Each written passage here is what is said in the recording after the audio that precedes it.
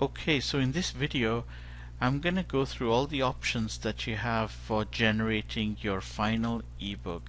So once you've compiled your ebook in this application, you need to go to export, and there are various options in export, and we'll go through briefly each of them.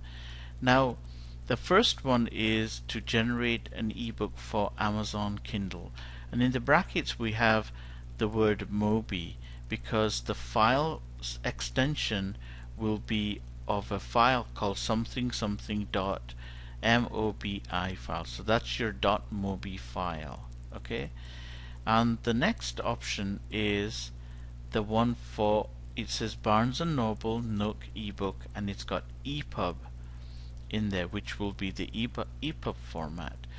Now you see another option which says generate ebook EPUB format ebook, which is a general EPUB format.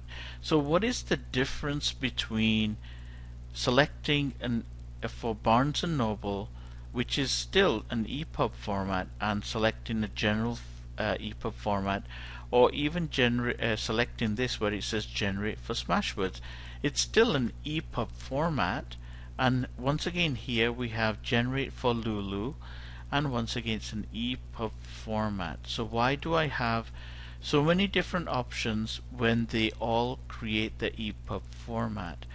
And the simple answer is that each of these platforms, although they do adhere to the standards, the EPUB standards, which is version 2 and 3, I have found some anomalies within working with these particular formats, and there are some caveats which I've actually coded in. So not all these EPUBs are generated equally. There are some little tricks and tweaks that I've had to do for them to work within these particular platforms. Okay, so that is why I have so many of these where you need to pick the correct one. So for example, if you are generating an ebook for Lulu, then you must use this generate Lulu EPUB format option.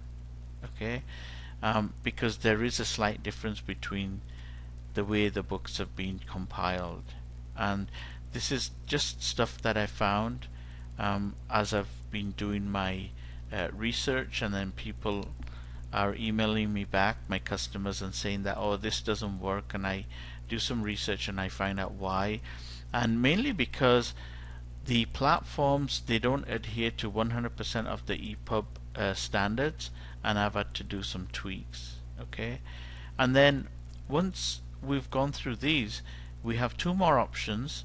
One is that we can generate a Word a 2007 file whose extension will be a docx, and one use for this type of file would be that if you want to send it to a friend of yours, a lot of my customers actually have people in the Philippines or in India that basically proofread, do some corrections or whatever it is, then you can always send them this kind of file where they can make their modifications and then they can send it back.